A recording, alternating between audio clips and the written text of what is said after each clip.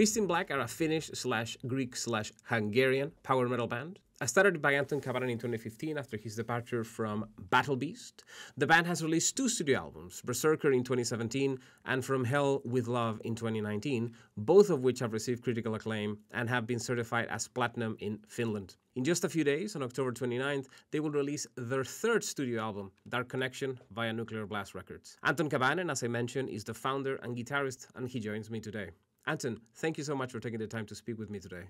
Thank you, my pleasure. So what I ask everybody, how are you doing considering everything that has happened in 2020 and 2021?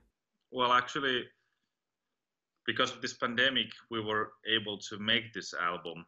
So in that sense, I don't complain. You know, we've been busy working, and whenever there's, you know, when one door closes, another one opens, and so forth. And if you are a hungry artist, you always find an output for your kind of ambitions when it comes. Well, like in my case, it's Beast in Black. That's my whole life, basically. And so if there's no tours or something, there's always time to plan the future, different kind of concepts for the 4th album and different kind of music video stories and whatnot. You know, it's up to your own imagination what you want to do in this kind of artistic world. So I didn't experience a single boring day in my life during the pandemic or even before it.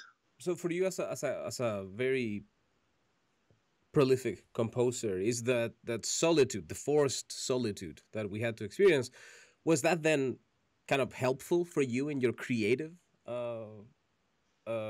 output? Yeah, especially for the composing and lyric writing part, it's something that I have to do alone by myself. And it was helpful, but of course I saw people, saw friends, saw my family and so forth, but I don't think this album would have happened, as I mentioned, unless it would have been because of the pandemic. It would have seen the light of day in 2023 or so, if there wouldn't have been this long break.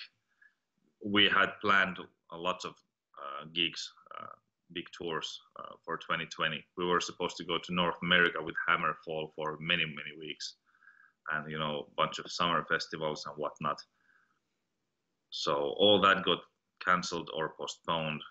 So that was perfect time to like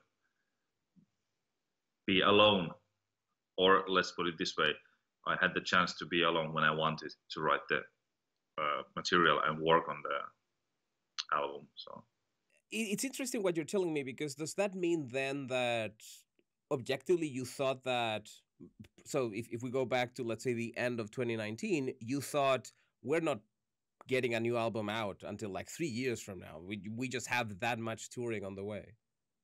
No, actually, the label and the whole team that works, you know, behind the scenes, and also within the band, our bass player with whom we plan these things, everyone had hoped and wanted that the album would come out in 2020, but I wouldn't have been able to make it. It's just a God's truth. It wouldn't have happened, but the plan was to have the album out actually already in 2020, in the end of 2020. It's a different thing to want something and to actually be able to make it happen. You know, of course, I would have wanted for the album to be out already a year ago, but you know, it takes the time what it takes. You know, the making of an album.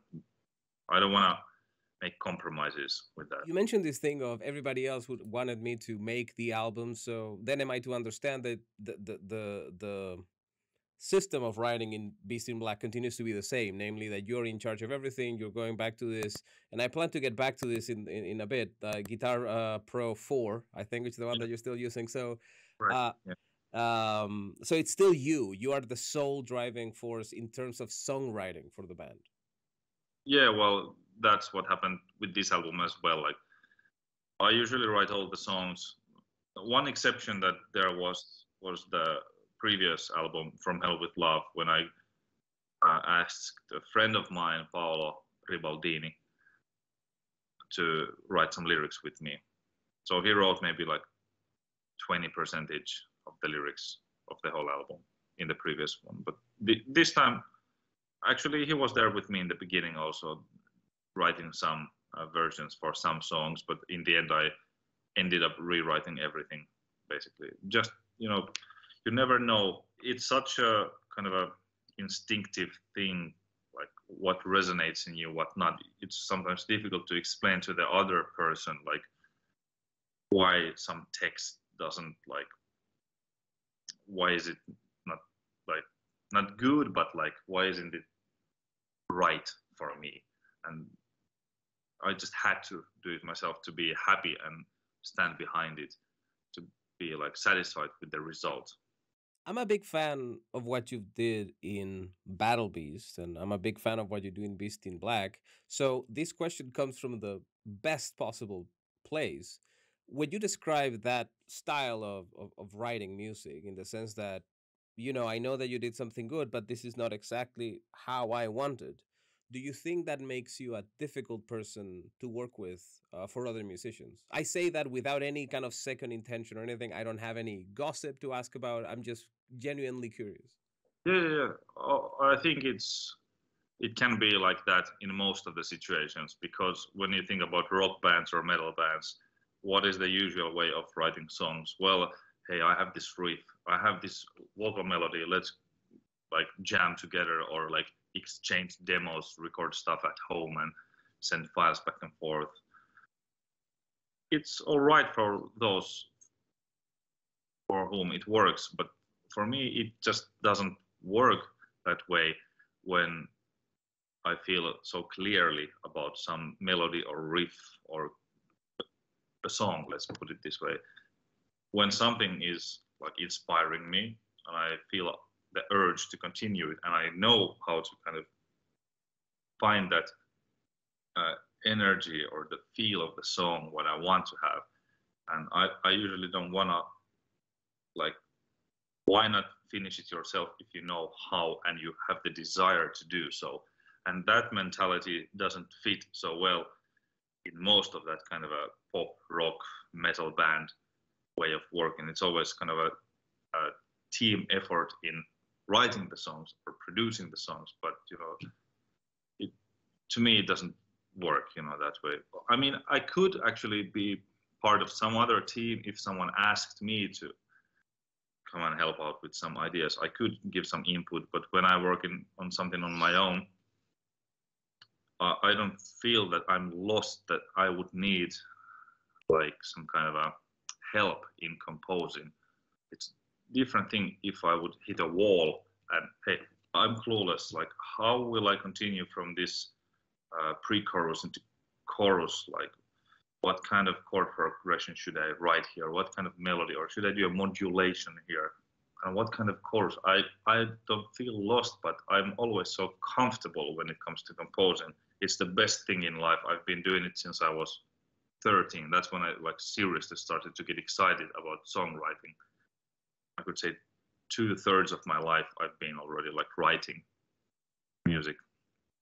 So it's so instinctive and different. Like, I read an interview from KK Downing, original Judas guitarist. I don't know his exact age, but I guess he's between 60 and 70 or something like that. And to me, it felt funny to read an interview. I mean, I like him very much, but it felt funny that he explained there that it's the first time in his life that in his whole career and life that he has to like do everything himself, like for that album that he just released or is about to release. It's a new band, KK's Priest, and I thought, wow, yeah, imagine that you live to this age, you have this whole career being a pioneer in a metal band and so great achievements, but when you're at that age, you're still kind of just a beginner when it comes to crafting the wholeness, the album from the bottom to the top, and taking care of everything, the lyrics, the arrangements, and like everything. and that was surprising to me, and that just proved it that yeah, that's how I guess most of the like bands work. They always used to like relying on each other, but if you have that inner kind of urge, you cannot like stop until you have completed the song. You should not stop, just like do it as it feels natural for yourself. You know, you don't want to suffocate your creative instinct. And if I would have to kind of out of the pressure from the outside, if I would have to change my way of writing, that would suffocate my creativity, and probably I would not write anything. I don't know, but you know, you gotta follow your like natural flow. That's very interesting because I can relate to that idea of if this is my thing, I want my thing to sound or to be or to look like what I have in mind. You are now part of my thing. And I think that it is difficult sometimes to explain, and I am sure that it has been for you, to convey this idea. It's not necessarily that I think that I'm better than you, just that I want this to be like I want it to be. It. Exactly. Yeah. And it's all about making it clear for your like bandmates and friends that there are reasons why you do it that way. It's not because I just want to do it because I just want, you know, to do it out of the wrong reasons. So it's just me. That's not the case. As I said, it's always the song which is like, you know, it speaks to you when you write something. I feel how it wants to continue. I feel, okay, where I want to take this next part of the song. And if I don't feel it, I just like quit writing that song, move on to a next song. And then I go back to the previous one. And then I have this moment, oh, now it makes sense. Now I know how I want to continue it. And it feels like exactly how it needed to be. Does that mean then that you are the only one who is able to notice mistakes? So in other words, if your bandmates tell you, I don't know if that song fits with the album, I don't know if this is good, are you able to take that criticism? Are you able to take that into consideration, or do you say, well, this is how I want it to be? Well, usually we don't even have this kind of, you know, in-depth talks like why should some song be on the album. Of course, we talk about the songs at the point when there's like 15 or 20, you know, Guitar Pro versions, like which I write, and they listen to those, and I ask their opinion. Okay, which from these are your favorites? And then we try to narrow it down into 10 songs from those 15 or 20 songs, which I have like collected and constructed. And in the studio, sometimes Janis tells me like new ideas, like mostly for the vocal stuff, like some kind of additional harmonies for the chorus to make it a bit fatter, you know, give it more flesh around the bones, you know, hey, let's add some unison vocals to this chorus as well, and maybe an octave, unison octaves, something like that. But usually I do it already myself, like 95% of the time. Like I arrange the vocal harmonies and the unisons and octave unisons and all that stuff. But sometimes for some songs, he suggests that because there are songs which didn't have maybe that kind of amount of those, and he's like, yeah, I think we need more like of that stuff. And I'm thinking, oh, well, okay, let's try it out. If it doesn't work, then I'll just mute the vocals. If they bring some extra value for the chorus and make it better, then we keep them. And most of the times, I've always kept that stuff. We are both like fans of big choruses, so we want the vocals to be like wide, like big in the chorus. You mentioned the challenge of obviously not wanting to write something for the wrong reasons, for pressures, etc. I remember years ago I heard a quote from Gene Simmons, who always has a list of horrible things to say whenever there is a microphone nearby. And one of the things he said is that the people write start becoming musicians either because they want to get laid or they want to get money. And I am curious as to whether either of those motivated you to first pick up a guitar when you were started. Hopefully, it wasn't the getting late at 12, but what was the thing that motivated you at the beginning to actually start to start being such a prolific composer as it is? Because it's clearly not like the usual, well, we're kind of a garage band and we would just start jamming from time to time after school. But instead, you're telling me that you were pretty committed to the idea of composing events from a very young age. Well, I guess it comes from childhood. I realized already in the elementary school age that, wow, I get these really uplifted emotions from music, from songs. I loved, some themes from some cartoons, like Teenage Mutant Ninja Turtles, the opening theme, the same thing from He-Man and the Masters of the Universe, the opening theme, Biker Mice from Mars opening theme, and then the main song from Mortal Kombat, the film, which came in 1995.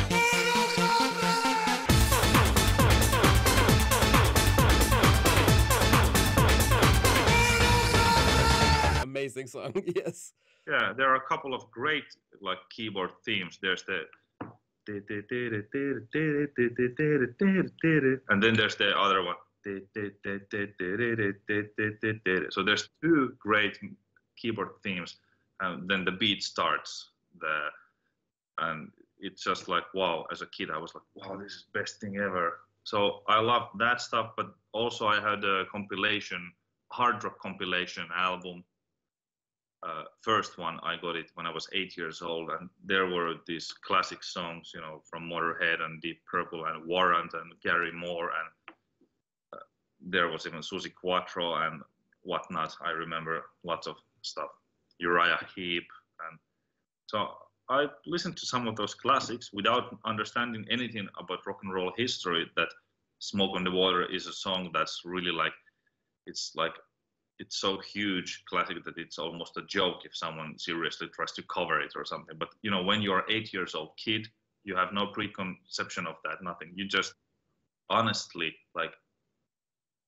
take that music as it is. And I remember getting those feelings from those classic songs, which were the biggest hits afterward. I realized, for example, Ace of Spades from Motorhead, and songs like that, they gave me these thrills, emotional thrills, and I just wanted to replicate that feeling myself.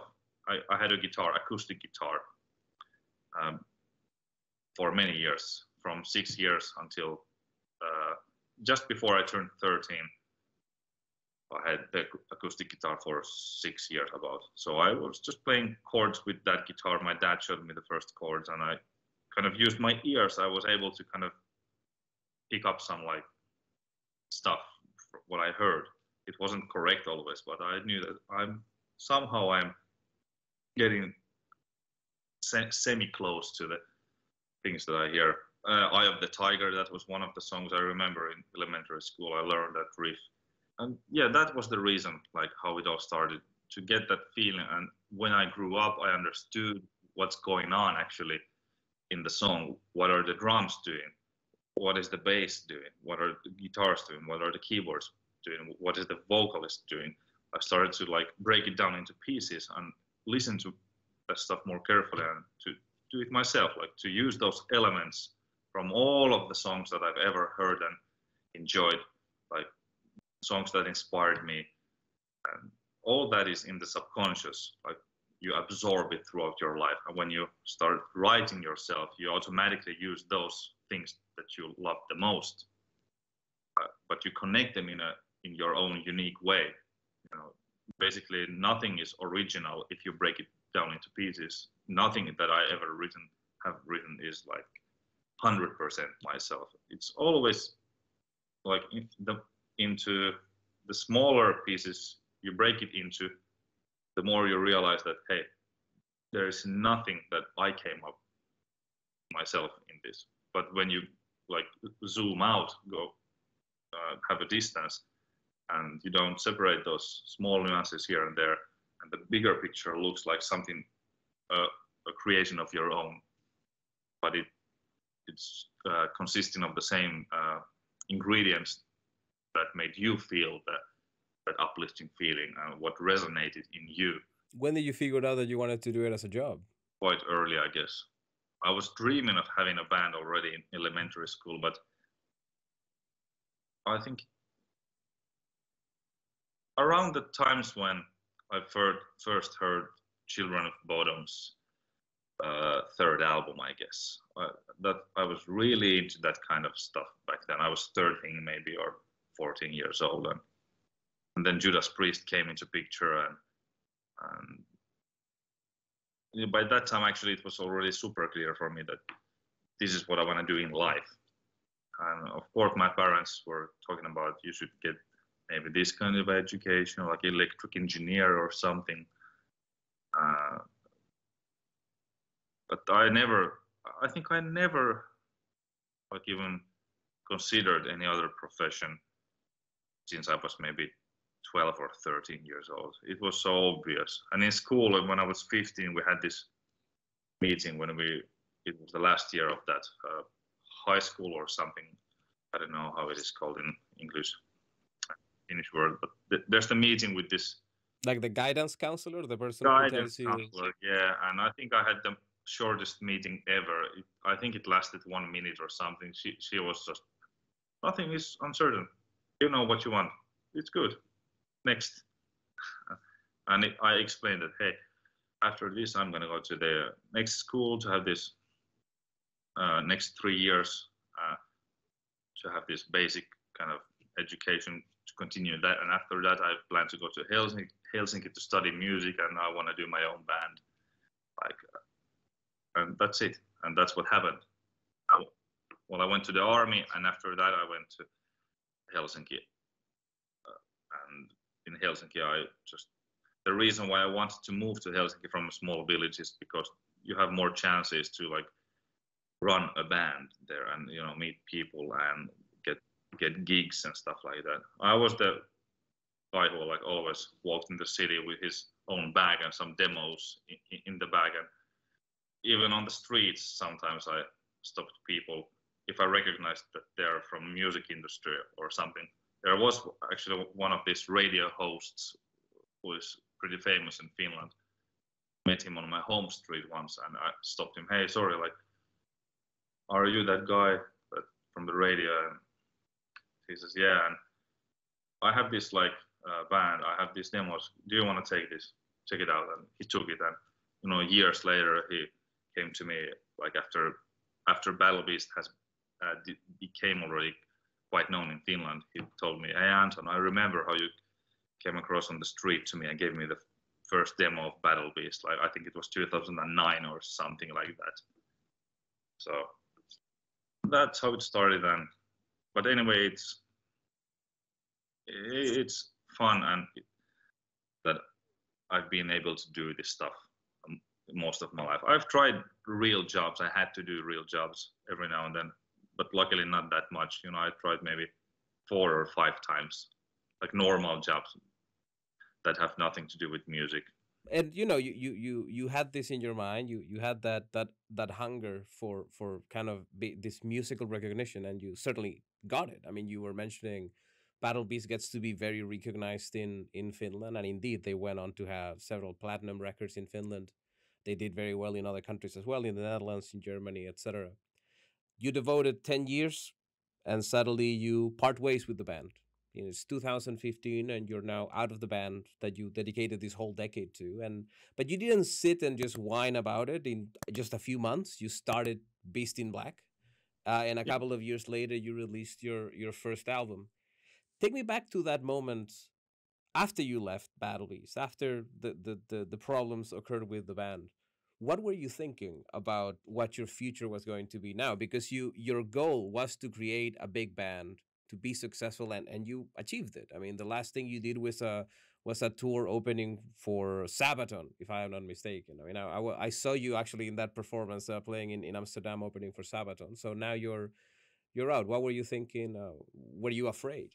What I was thinking maybe the most is that I want to continue to have this same kind of output for songwriting. That was the driving force. That's why I didn't wait and like change plans radically. You know, I knew it was so clear already in Battle Beast what I want to do. So that's why even my new band's name has the word beast in it, because I made the background story for the character back then. I never actually like revealed the background story ever publicly, because it's not refined yet. I want to like someday maybe write it more in a more professional way, and like maybe write some more songs based on the character, but with Beast in Black. On the Beast. Yeah, on the Beast, like the Lion Man Yeah. demon character. So there's a backstory for that character. Was there a part of you beyond wanting to keep doing what you were doing? Was there a part of maybe the same thing that we feel when we lose or when we leave a job when we weren't necessarily satisfied, which is this feeling of I'll show them.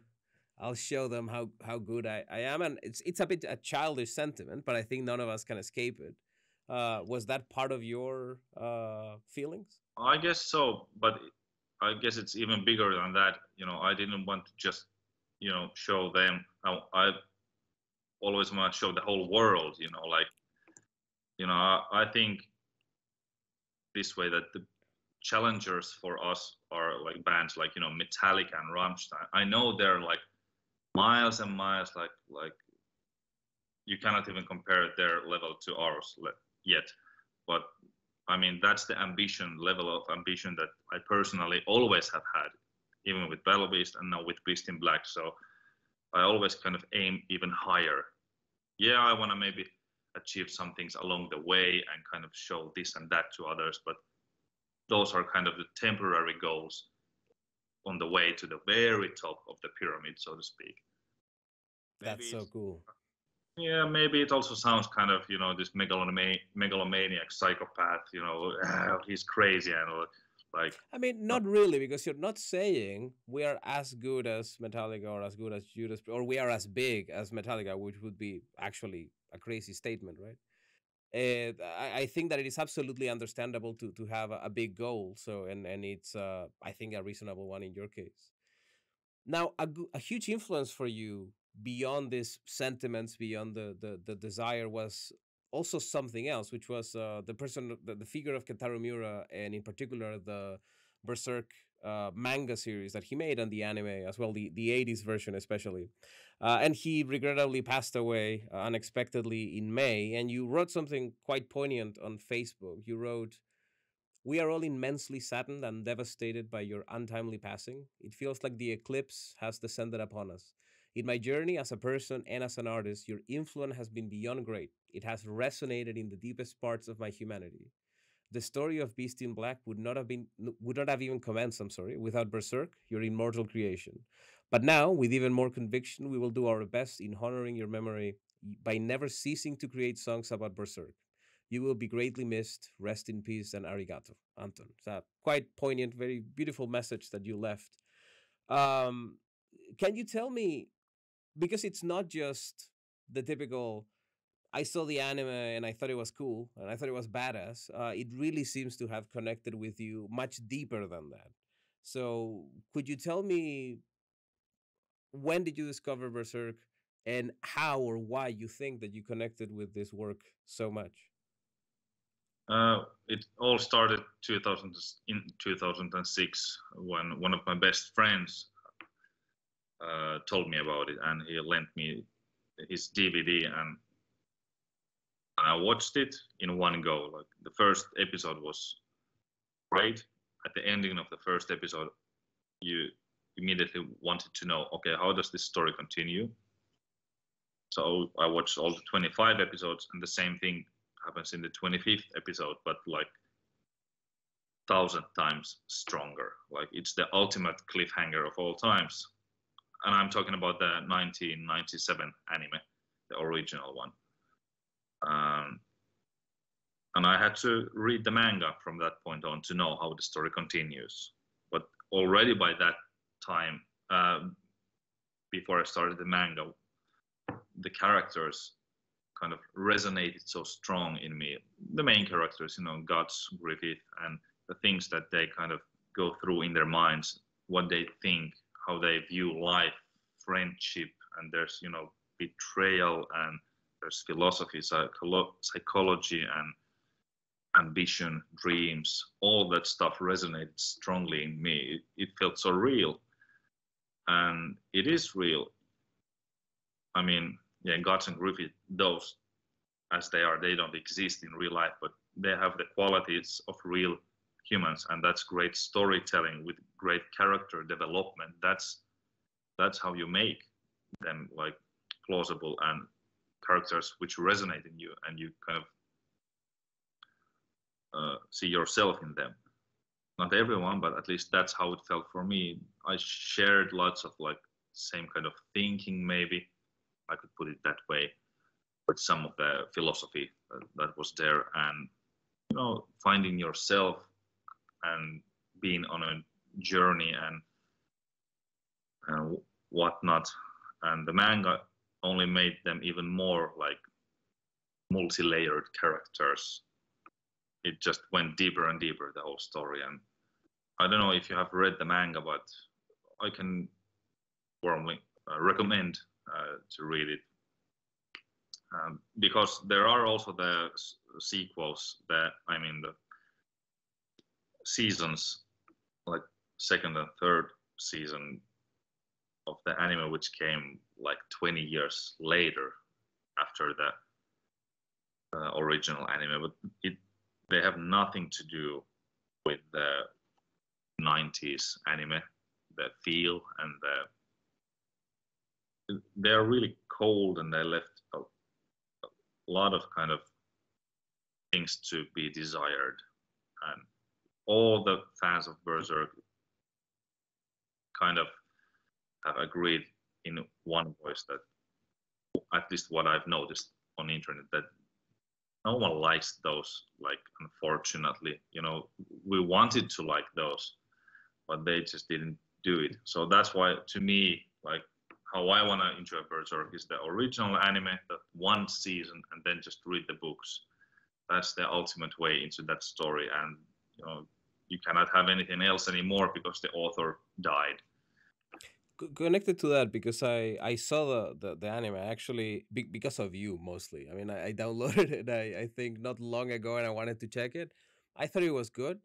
I haven't read the manga, but it's on my list. But this gentleman, when he passed away, he was still writing manga then. It's a question, I don't know. I mean, he always worked. He was, what do you call it, mangaka. I think it's the term for the artists who like draw manga and write their own story. And Kentaro Miura was that kind of a person. He dedicated his life for that. And do you see yourself a little bit like that then? Because if there is that word that you just mentioned, I didn't know it. The kind of manga artist who both writes as well as draws. Do you see a parallel with what you do in your music? That you are one of those few musicians who writes the music and also writes the lyrics? Yeah, I didn't think of it until you now mentioned it. Like, yeah, but in that sense, it kind of is the same thing what he did. But along the way, he got later on in his career, he got assistants who kind of were able to make the process faster or like helpful for him. Like, they learned the correct way of drawing that based on his sketches or something like that. So he didn't have to always do 100% everything himself. But it's all about having the right team. Maybe it takes years sometimes to find those who can kind of catch your idea and your style so well that you trust them in it, and they can kind of help the process. The best thing would be to be as productive as possible in life. And if I'm ever able to make the album producing, songwriting, or lyric writing, let's put it that way. Songwriting is fun and fast. There's no problem in the musical sense, but the lyric writing and the physical album making, if that can become faster, that's great. If I can somehow get help in that section, but until I find the people who I know that I can 100% trust share the vision exactly how I kind of see it. That might take years. Berserk continues to be a part of your music. I think that some people might be under the wrong impression, especially when they look at the cover of this album of the upcoming Dark Connection, that somehow Berserk has been left behind. But it isn't. I mean, 3 songs, if I'm not mistaken, are still part of the Berserk saga. Can't really remember what songs they were in this case. But besides that Dark Connection, sorry, besides that connection with Berserk, Dark Connection also has what you have referred to as a cyberpunk feeling. Can you elaborate a little bit on what you mean by that? Well, cyberpunk is a subgenre of science fiction, and like in very short, how you describe cyberpunk is high tech, low life.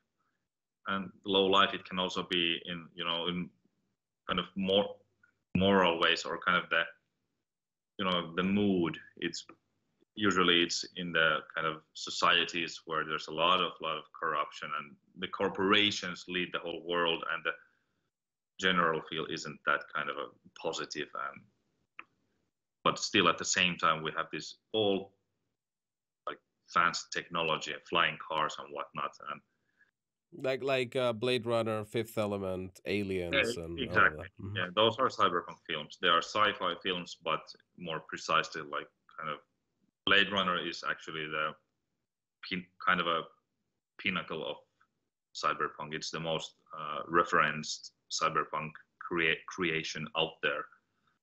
So everybody kind of loans from there. Everybody takes elements from that film because it had it all.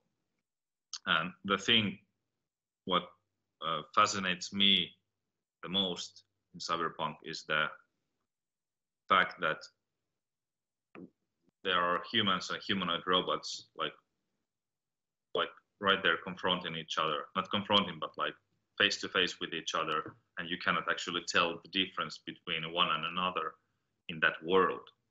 But still, those humanoid robots, they don't get, they don't necessarily get the same treating or rights what humans get, even though those humanoid robots are already so sophisticated and developed and advanced that they can even feel like empathy and anything a human can feel. And they can be sad, they can be angry, they can, and so, even some of them can, like the female humanoid robots, gynoids, some of them can even like carry a child. So, and the anime Armitage the Third actually deals with this thing. You know, the main character there is a woman, gynoid, and yeah, I don't want to give any spoilers. If Okay, any, but it deals with the idea of yeah, a humanoid android, female humanoid android carrying a child, apparently. yeah, yeah. So that's in Okay. Armitage, but they are hunted down, and And you are fascinated by this apparent dystopia, this combination of, on the one hand, technology with a totalitarian kind of highly discriminatory environment. I mean, if you think about, well, as you said, Aliens or Blade Runner, this androids are seen as lesser human, as lesser beings, and deserving of discrimination and mistreatment. Or you have Asimov's, I think, Bicentennial Man, which is also precisely about the same thing. This issue of starting from a very clearly a robot until you become a human, or at least an honorary human. Uh, is this the kind of sci-fi that you were always interested in? Because particularly when it comes to Blade Runner, it seems to me, which by the way has a song in the album, the song Blade Runner that you open the album is a fantastic song. I wasn't sure if it was because you have an interest in sci-fi itself, or if it's just part of the kind of 80s palette that usually kind of coats your music. well, I generally like many things from the 80s. It's not just the sci-fi, but it just happened to be that at this time, or actually 3 years ago, it started to resonate in me again. This kind of a sci-fi thing, this cyberpunk thing, more than for a long time. I mean, the first two Battle Beast albums were heavily influenced by Cyberpunk. Third one, not anymore. But yeah, after the second Battle Beast album, I didn't write any more songs about this. But now it was kind of a return to my roots, back to the beginning when I was really interested in that Cyberpunk thing. But now it's a bit different because I wanted to deal more and more about this emotional side of things. Like, what do humans and humanoid robots, like, what is the feeling, what is the relationship there between them, to deal with that, instead of like glorifying the high-tech mumbo jumbo, like these awesome cars and stuff. Yeah, there in the song Blade Runner, some of this stuff is mentioned, but mostly the songs are about this kind of connections between two persons. And that's also why the name is Dark Connection for the album. You know, it's kind of two entities are connected to each other on an emotional level, but also connection is kind of a technological word at the same time. So it can mean kind of a machine connected to a machine. It can mean that. And you know, in the album cover, there's the gynoid woman. She's connected with the cables to something, but there's also connection between her and the beast, who is like reflected in her vizier. The beast is like standing in front of her, but you cannot actually see the beast himself, but just a reflection. So there's the connection between a living organism, like a living creature, and an artificial being. So that's the thing what the songs are about connection between these machine and living thing. Connected to this idea of connection between machines and living beings, as I mentioned before, Guitar Pro is a piece of software used by musicians to write and compose music. Its current version is 7.4, but you write everything on Guitar Pro 4, which was made obsolete in 2005, so that's almost 2 decades ago. Yeah. I'm interested in this. I find it fascinating. Is it quirkiness? Is it just like a thing of like, I don't like, they say that I think, I forgot his name now, the dude who wrote Song of Ice and Fire, that he writes everything on like a WordPress version. It's not WordPress, some old text processing from like decades ago. Or is it just that you think, well, Guitar Pro works for what I do, the number 4, I mean, and I don't need to change it? Yeah, that's it. It works for me. I've actually tried Guitar Pro 5, Guitar Pro 6, and I think I even installed the demo of the 7th. I tried all of those and like uninstalled those. They have too much, you know, they fool you as a composer. Like these softwares, they can fool you in spending too much time in tweaking some things that are not really necessary to be tweaked right now while you write the Guitar profile, because anyway you're gonna record it, you're gonna produce the album separately, the songs separately, and that's where you do the really final kind of tweaking. But these new versions, they had way too many like this kind of options or kind of features. And I think that the Guitar Pro 4 was best because it's so efficient and fast. Even the scrolling system, I mean, page down, page up buttons, they work differently starting from Guitar Pro 5. You cannot scroll even maybe there's a setting somewhere, but I couldn't find it, and the scrolling goes slow. To me, when I write, I'm not saying it because to like say how fast or good I am, but I'm really like fast when I'm working on a song. Really, the lines go like sometimes, like when I want to find a thing to copy and paste somewhere, it's really helpful to have those buttons there. And the whole interface, or what do you call it, it looks so simple. I can immediately like see everything. Like the more simple tools are, the like easier they are for me to use. And if I cannot make a song sounding good in Guitar Pro 4, like with those simple ingredients, then the song is not good enough. You know, a good song has to work on that kind of for me, it has to work on that kind of a version. So far, you don't have any problems with newer computers running Guitar Pro 4? My computer is also 10 years old. Oh, that's good. Okay, that's why. All right. That explains it. Actually, the computer needs to be updated, and I'm already like horrified. What kind of computer can I get and still install Guitar Pro 4 so it would work? That's fascinating. In From Hell with Love, you included a Motorhead cover and a Robert Temper cover. So Temper cover, I'm sorry, a mixture of your metal and your pop influences, and this is the same thing that you're doing in Dark Connections as well.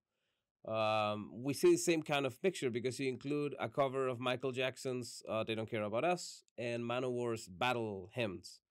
Um, First of all, an amazing cover of Manowar's song. I mean, it's one of my favorite songs from that album, and it is the way Yanis sings those lyrics is really really good. So it was a really fantastic cover, and replacing some of the guitars, I think, with like keyboards or with midis, is it's really really good. How are you making is it, am I reading it correctly, that you're trying to show both the metal and the pop side, or was it just a coincidence in these both albums? And how do you end up making these choices? Well, it was actually Yannis who first asked or told that, hey, we should make a cover out of this battle hymn back when we were touring somewhere in Europe, and he told it in some backstage, and I thought, hey, yeah, like why not? We both instantly could imagine that song as a Beast in Black version because it already had those ingredients, you know, the simplicity, same type of chord progression, same kind of a catchiness level of the chorus, you know. Well, that's what I meant by simplicity. And just, it's just a good song, and there are many good songs, but when you have this moment that you click with, you know, hey, you both see eye to eye right away, then there's no point to waste more time in like going through a million other good songs. Then you be a skeleton by the time when you decide. So okay, this is a great song. We both felt that kind of a something in it. And same thing for Michael Jackson's song. I can't remember where that discussion took place and when exactly, but sometime in 2019. And it has great chorus, great lyrics, and like simple, straightforward, rhythmical beat that goes from beginning to the end of the song, and strong lyrics as well. And it's fun to do a cover of a kind of a non-metal song because you can have more space to free space for yourself to use. And how we did it is we added, you know, synth bass and other keyboards, made the drums heavier, made the guitars a bit heavier, but still kept the crucial ingredients untouched. Like the melody should be exactly the way how it was sang, and there are many things, small nuances. Even some of the Michael Jackson's kind of the, you know, he makes sound effects with his mouth. We even tried to do those there, and some percussion elements. We try to keep them as close as possible to the original, because we thought that, hey, those are the things that really make the song as good as it is. And if after that there's room for your own stuff, then you can do it. And usually there is. And with Manowar song, it was a fun thing to kind of replace some of the guitars with keyboards. Maybe for Manowar fans or some metal fans, it's like, it's blasphemy, but I just like to use those synthesizers, you know, in my productions personally, because, you know, it's a matter of taste, and that's about it. It's a subjective view, what you want to like, how you want to treat a certain composition. You know, if you give a Manowar song for another band and another producer to cover, it will sound totally different, and it's good, because everyone should have their own subjective view, like how they treat the song. But let's talk about that blasphemy a little bit so that I can finally let you go because I know that it's getting late. No Um, problem. in this blasphemy of replacing guitars with synthesizers, um, it's a big part of your music. Well, not replacing it because it's also your music. But from the very beginning with Battle Beast, you had these large keyboards that sounded. I talk with I forgot his name now. Eros, your former bass player. Yeah. Precisely about this keyboard sound at the beginning. That the first time that I heard Battle Beast, I thought a lot of Sabaton, which was also using it a lot. Although he said that it wasn't necessarily an influence at the beginning. And more, I think that by the time you were doing songs with Battle Beast, like "I Want the World," I can I Want the World and Everything in it, it's from Unholy Savior. Unholy Savior, okay, so by that album, and then with Beast in Black, even more, we notice a lot of this '80s synthesizer music that you seem to really like, right? And it's great. I like how it sounds with your music. I like how keyboards work in Battle Beast. I like how they work in Sabaton.